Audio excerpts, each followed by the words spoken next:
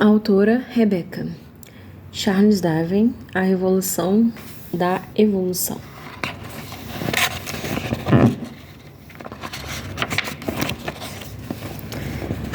Charles Darwin, A Revolução da Evolução.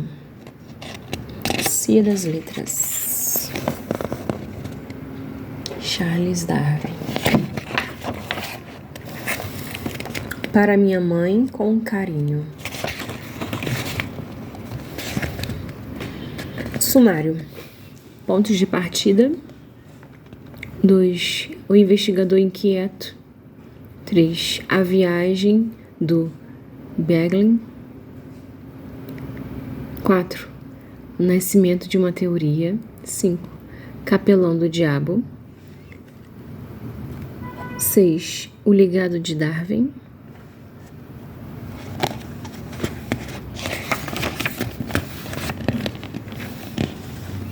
Charles Darwin posou para este retrato em 1840, alguns anos depois de dar a volta ao mundo no Beagle.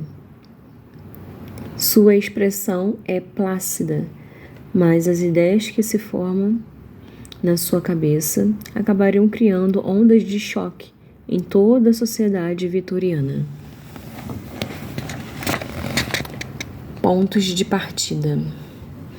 Em 15 de setembro de 1835, o pequeno navio chamado Beagle navegava em direção a um grupo de ilhas dispersas pelo Oceano Pacífico, na altura do Equador, a cerca de 960 quilômetros da costa ocidental da América do Sul. A bordo do Beagle, um jovem cientista, Charles Darwin, aguardava ansioso o primeiro vislumbre da Terra, mas quando avistou a primeira ilha, decepcionou-se.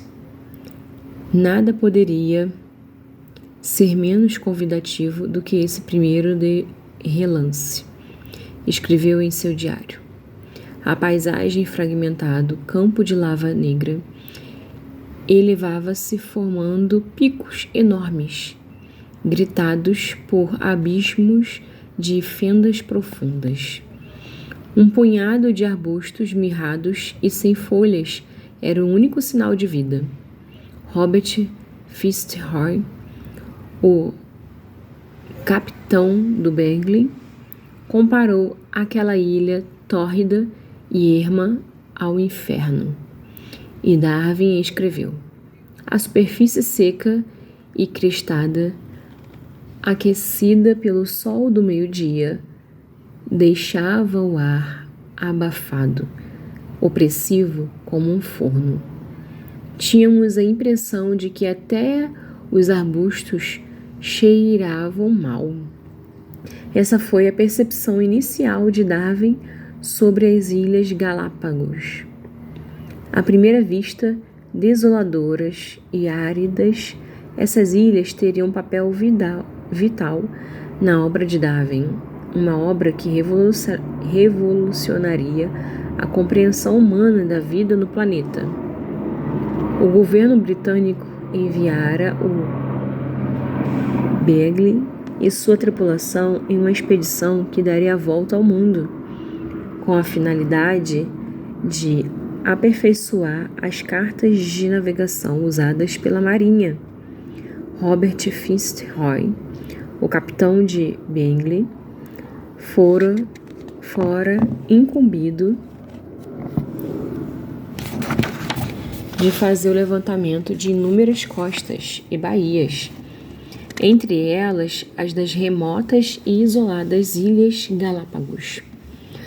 Mas um tipo diferente de levantamento das Galápagos, feito extraoficialmente por Darwin, que tinha então 26 anos, viria a eclipsar todas as minuciosas mensurações de Fitzroy. A paixão de Darwin era a história natural, o estudo da Terra e de todos os seres vivos que a habitavam, enquanto Fitzroy e os outros oficiais mapearam diligentemente as Galápagos. Darwin estudou as plantas e os animais da ilha. Muitos das espécimes que ele observou ou coletou eram novos para a ciência. De fato, a única criatura das Galápagos bem conhecida pelos naturalistas era a tartaruga gigante. Os navegadores espanhóis, no século XVI, batizaram essas ilhas inspirados naqueles animais enormes e lentos. Galápago significa tartaruga em espanhol, que foram depois levados às dezenas de milhares para alimentar tripulações de navios. Mas os espanhóis também haviam dado outro nome às ilhas Galápagos. Eles a chamavam de Las Islas Encantadas, pois os marinheiros diziam que elas pareciam mover-se como por mágica. Darwin, jovem cientista, sabia que o movimento das Ilhas Encantadas era uma ilusão causada pelas rápidas e fortes correntes marítimas que passavam entre as ilhas e dificultavam a aproximação das embarcações. No entanto, durante o mês que passou naquelas ilhas, ele se encantou com algo diferente. A primeira ilha que Darwin explorou chamava-se Chatham, também conhecida como San Cristóbal. Na época de Darwin, a maioria dos viajantes referia-se às ilhas pelos nomes ingleses. Atualmente são usados os nomes espanhóis. Darwin desembarcou na ilha e anotou, incomodado, que o escabroso solo de lava escoriácea era tão quente que lhes queimava os pés, apesar das botas. Olhou em volta e constatou que o lugar não era tão deserto como parecia à distância. As águas costeiras estavam apinhadas de tubarões e outros peixes, como os descobriram os marinheiros do Beagle ao lançar suas linhas de pesca. Em terra firme, nem todos os arbustos raquíticos eram desfolhados. Na verdade, alguns estavam floridos, só que suas folhas e flores eram muito menores do que todas as que Darwin já vira. Havia cactos esparsos, e alguns de tão altos ofereciam sombra contra o sol escaldante. O litoral, que aparecera tão vazio visto do navio, crepitava e sibilava de vida.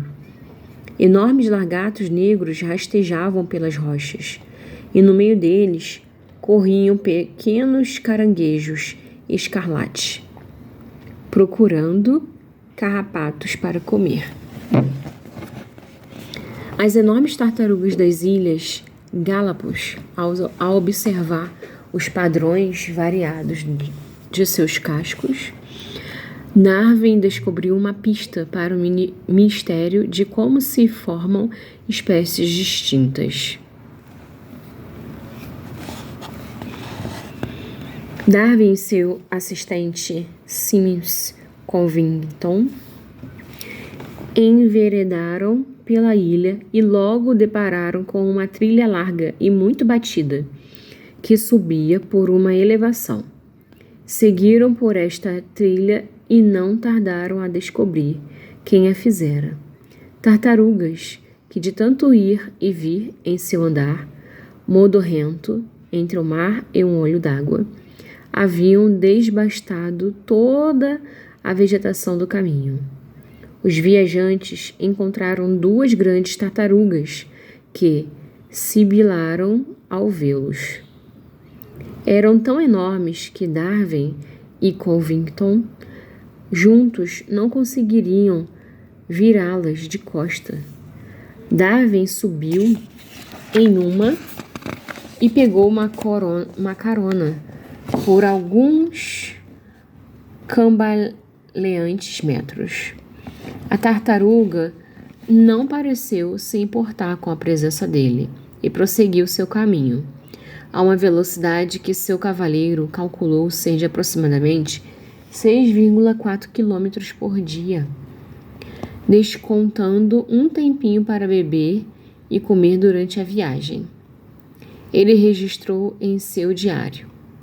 Darwin também descreveu o estranho efeito da visão daqueles répteis imensos cercados por lava negra, pelos arbustos desfalhados e grandes cactos.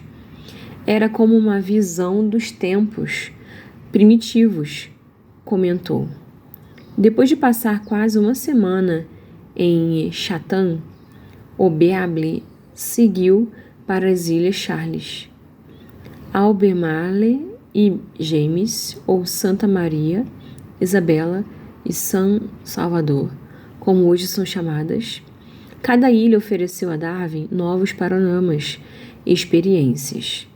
A Ilha Charles era a única das Galápagos com habitantes humanos. Várias centenas de condenados, a maioria prisioneiros políticos, haviam sido exilados ali pelo governo do Equador, que se considerava dono das ilhas. Quando subiu a encosta até a povoação dos condenados, Darwin constatou que o topo das elevações, por receber mais umidade nas nuvens que passavam, era menos árido do que as áreas à beira-mar, farto de cinza vulcânica e gravetos ressequidos. Ele exultou com a visão de luxuantes samambaias, arbóreas e lodo fértil. Darwin reconheceu de imediato que as ilhas haviam sido formadas por erupções vulcânicas. Na ilha Albemarle, viu imensos transbordamentos de pura lava negra que havia escorrido dos vulcões como alcatrão de uma caldeira. O fogo que criara as ilhas ainda não se apagara, pois continuara a sair fumaça de uma cratera. O estudo mais minucioso de Darwin foi feito na ilha James, onde ele acampou por uma semana com Covington e vários marinheiros, explorando a ilha enquanto o Beagle ia abastecer seus barris de água em outras ilhas. Nesse período, Darwin estudou atentamente os grandes lagartos negros que povoavam aquele litoral. Esses animais, hoje conhecidos como iguanas marinhos, são os únicos lagartos marinhos do mundo. Darwin observou-os mergulhar das rochas costeiras para alimentar-se de algas no mar, permanecendo submersos por vários minutos seguidos e emergindo depois para tomar sol em terra firme. Seus primos, iguanas amarelos e marrons, eram grandes como as iguanas marinhos e tinham um comportamento quase tão singular quanto o deles. Subiam em cactos para comer as folhas mais suculentas e viviam no subsolo em tocas que cavavam com suas garras compridas. Um dia, ao ver uma dessas iguanas semi-enterrado na toca, Darwin aproximou-se e puxou-lhe a cauda. A iguana ficou espantadíssima. Anotou Darwin para olhá-lo como quem dizia: "O que deu em você para puxar minha cauda?" Curiosamente, todos os animais terrestres e aves das ilhas Galápagos não temiam os humanos. Darwin, que quando mais novo fora um entusiasmado caçador de aves, nunca vira criaturas tão mansas. As aves das ilhas Galápagos não fugiam assustadas quando ele se aproximava. Ele chegou tão perto de um falcão que pôde enxotá-lo de um galho com o cano de espingarda. Concluiu que as criaturas de lá não temiam os homens porque a maioria das ilhas não tinham habitantes humanos, apenas visitantes. Por isso, os animais terrestres e as aves ainda não haviam aprendido a sentir medo. Mas se os visitantes e os colonos adotassem a prática de matar animais, Darwin predisse as futuras gerações da fauna de Galápagos adquiriam um temor instintivo dos humanos e se tornariam medrosas e ariscas como as aves e os animais terrestres da Europa e da Ásia. Durante toda a sua permanência nas Ilhas Galápagos, Darwin coletou o maior número possível de amostras de animais terrestres, peixes, aves, insetos, plantas e conchas marinhas. Acondicionou-as cuidadosamente para remetê-los à Inglaterra, onde seriam estudados. À medida que coletava e embalava os espécimes, foi percebendo um fato espantoso. A maioria daquelas plantas e animais não existia em nenhum outro lugar do mundo. Era exclusiva de Galápagos. Essa figura é uma criatura de aparência hedionda, escreveu Darwin sobre a iguana marinho.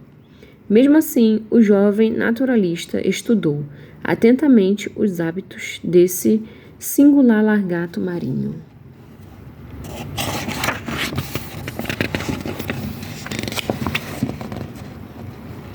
Fossem répteis, aves ou samambaias, Darwin encontrou ali uma porcentagem altíssima de espécies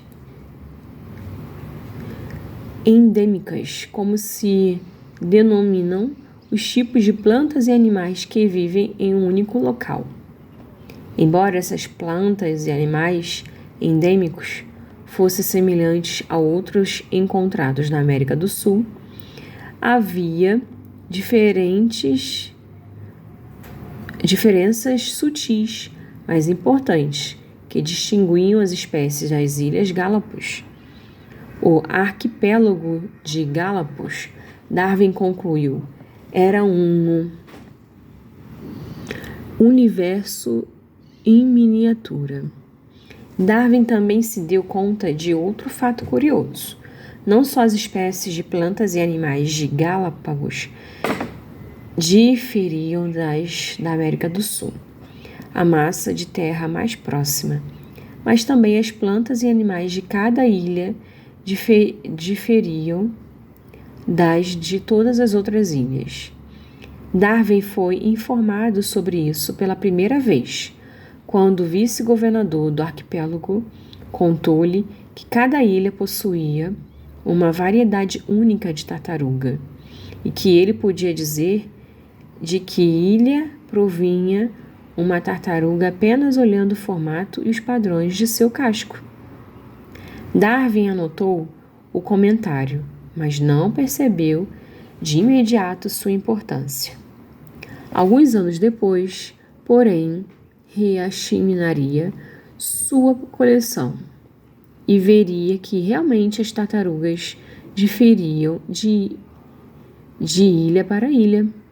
Essa observação ajudou a formar uma nova e ousada ideia sobre como surgiriam as inúmeras espécies de plantas e animais da Terra. Em contraste com a péssima primeira impressão que Darwin tivera de Galápagos,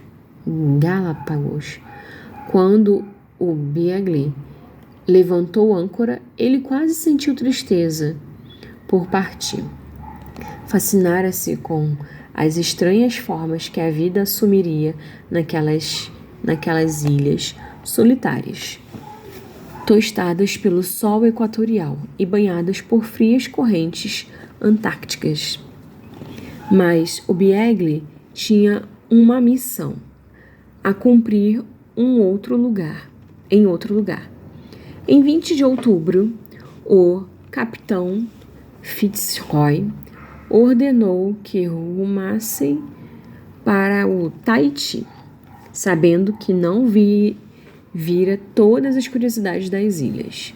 Darwin escreveu: lastimoso é o destino da maioria dos viajantes. Nem bem descobrem o que há de mais interessante em um lugar. Tem de partir às pressas.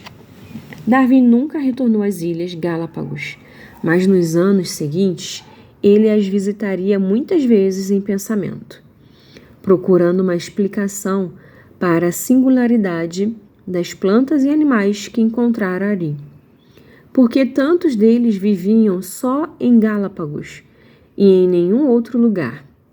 E por que as espécies de plantas e animais variavam de ilha para ilha? Essas questões formariam a base de toda a obra de Darwin. Sua genialidade está no fato de que ele não se limitou a observar a natureza, embora fosse um observador perspicaz e meticuloso. Ao contrário de muitos naturalistas, Darwin não se satisfez em colher fatos e descrever espécies. Foi além e perguntou: por quê? Empenhou-se em descobrir os princípios por trás dos fatos, entender os processos que haviam moldado o mundo.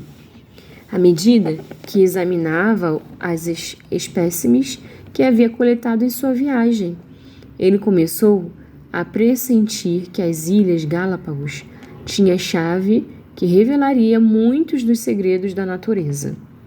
As Ilhas Galápagos, em sua opinião, eram uma espécie de laboratório onde a natureza fizera seus experimentos mais profundos.